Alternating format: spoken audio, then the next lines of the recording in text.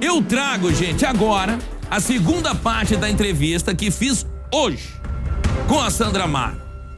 A mulher que se relacionou aí com o morador de rua naquele caso lá de Planaltina.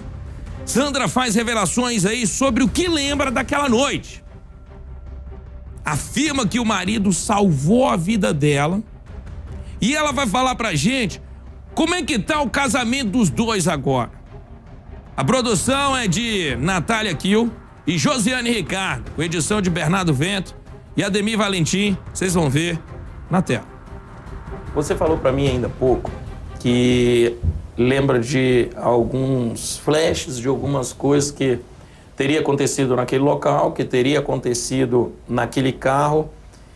Você lembra da hora que o seu marido encontrou vocês? Você lembra da hora que seu marido chegou até aquele carro? Você acha que ali ele salvou sua vida? Eu lembro. E foi ali que eu entrei em choque. Eu entrei em choque porque, para mim, quem estava comigo ali era meu marido. E como meu marido estava ali comigo e meu marido chegou, então, assim, eu entrei num estado de choque. E, assim, eu acredito, sim, que ele salvou a minha vida, porque eu não sei o que poderia ter acontecido depois que eu saísse daquele carro, ou se eu poderia ter saído daquele carro. Então, o que ele fez comigo foi me salvar, de mim mesma. Aquele episódio ali, enquanto você estava internada, teve um áudio seu, que dizia que ora você via o seu marido e ora você via Jesus Cristo, se eu não me engano. Você lembra disso? Lembro. Porque quando eu coloquei aquele cidadão dentro do meu carro, eu acreditava naquele momento que ele era meu marido. E quando a gente teve conversas, eu acreditava que estava tendo conversa com Deus. Então, assim, aí quando o meu marido chegou realmente naquele episódio, que eu vi que aquele ali, eu acreditei que ele era só Deus naquele momento. Só que eu não enxergava ele em momento algum como um morador de rua. Não sabia quem era aquela pessoa. Eu só via que depois ele era Deus. Por isso que eu me ajoelho no chão, intercedendo por ele, gritando com meu marido para não matar Deus. Eu acreditava que era Deus que estava apanhando ali, que possuía o corpo daquele cidadão e que ele estava fazendo mal para Deus. Eu conversei com muita gente, até porque eu entrevistei o Eduardo bem no começo de quando isso tudo aconteceu. Eu agradeci muito a ele, a família de vocês, por ele ter dado explicações aqui para a gente também no começo de quando isso tudo aconteceu. Parabenizei a família de vocês ontem, no ar, inclusive. E depois que eu entrevistei o Eduardo, eu era indagado pra caramba no meio da rua. Eu imagino o Eduardo, tanto que ele não era indagado no meio da rua, porque falou: Fred, mas isso aí seria um motivo do cara largar, seria um motivo do cara deixar essa mulher pra lá, seria um motivo desse cara deixar a família. Você alguma vez pensou no Eduardo te deixar?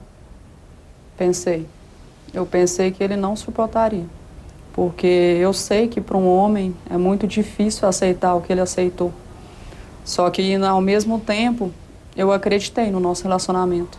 Eu acreditei e acredito até hoje que ele sabe que eu jamais faria isso com ele.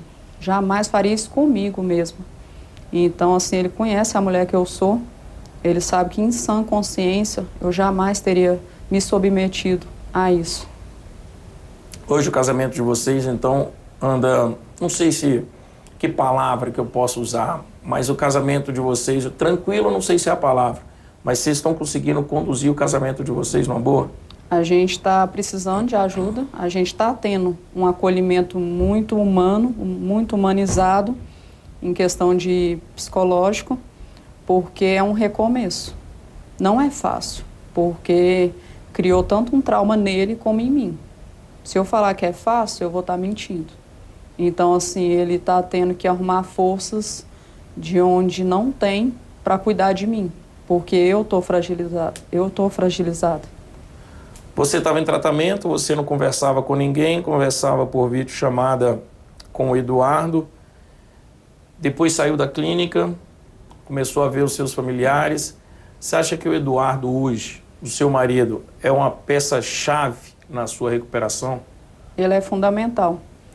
Ele é o que me protege da sociedade, porque, igual eu falei, eu ainda recebo ataques, e muito pesados.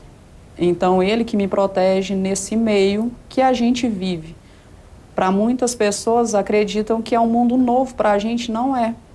Ele já vem de um meio por ser personal e eu por ter uma loja, que tinha uma loja. Então, já era um meio que eu vivia, só que não com essa repercussão toda. Então, assim, ele me protege de todas as formas possíveis. Você tem uma filha, se eu não me engano, de 6 ou 7 anos, não é isso? 6 anos. De 6 anos de idade. A sua filha tem noção do que aconteceu? Vocês chegaram a conversar sobre o caso com ela? Ela não tem noção. A gente criou uma história para protegê-la, que eu fiquei doente. Só que eu acho que ela não tem ainda a maturidade para saber o que aconteceu comigo e tão grave foi. O que eu quero fazer hoje é porque eu sei que futuramente ela vai ver. Então, assim, se eu me manifestei, se eu estou aparecendo, se eu estou dando a cara a tapa, é porque um dia ela vai ver tudo isso e eu quero que ela tenha orgulho da mãe dela e não desprezo. É assim que eu espero que você seja vista também. Ela, numa parte da entrevista, ela fala da revolta que ela tem, onde mulheres aí acabaram denegrindo a imagem dela também, onde mulheres, em vez de estar ao lado dela aí, começaram a falar mal dela, onde mulheres deviam estar protegendo a família e não estavam protegendo a família. Ela, quando falou da filha dela, eu estava bem próximo dela, olhando nos olhos dela. Cara, lacrimejou, falei, deixa eu mudar de assunto, porque ela vai acabar chorando aqui. E não era minha intenção ali. Minha intenção era saber o que aconteceu e como ela estava. Ela conta aí, e é bonito ver esse casal, porque ela fala que o Eduardo a protegeu de tudo quanto é jeito e a protege até hoje. Ela, na certa parte da entrevista, ela fala para mim que não sabia o que seria se o Eduardo não tivesse aparecido naquele carro. Se ele não tivesse aparecido naquele carro, se ela estaria viva ou se ela teria sido raptada e saído dali. Eduardo, segundo ela, apareceu na hora certa, tirou ela lá de dentro do carro. Uma cena que eu cheguei a comentar no ar, era uma hora que o Eduardo estava batendo no Givaldo no chão, o Eduardo batendo nele, e aí ela vem e ajoelha. Eu até então não sabia o porquê naquela época e falei, por que ela ajoelha ali, ela tenta tirar ele? E aí ela me explica por que ela tenta tirar ele. Porque ela pensava ali que, na verdade, o Givaldo era Deus e que o Eduardo estava batendo em Deus. E foi a hora que ela tentou tirar ali e defender, segundo ela, Deus. Segundo ela, Deus. E ela começou a achar de diferente. Na hora que ela surtou mesmo, foi a hora que ela viu o Eduardo, que ela falou, pô, pensei que eu tava aqui com o Eduardo, o outro Eduardo não, peraí.